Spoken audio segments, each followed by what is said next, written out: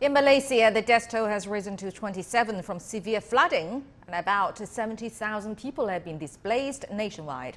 Days of torrential rain triggered some of the worst flooding in years across the country over the weekend. For more on that, let's go to our correspondent Rian Maelzer in Kuala Lumpur. Rian, hello there. So how is the rescue operation going on there, and what about the displaced people? How are they coping?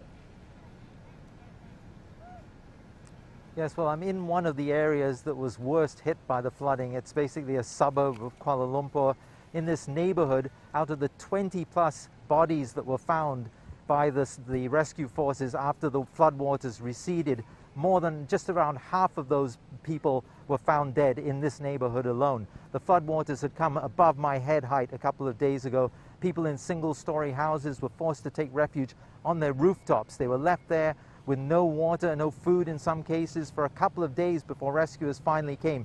Firstly, to deliver essential supplies such as food and water to them, and later to rescue them.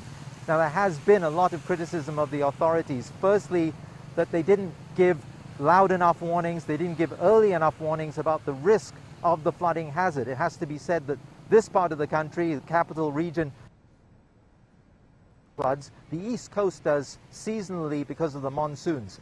However, the weather warnings that were issued weren't loud enough. People didn't take them seriously enough.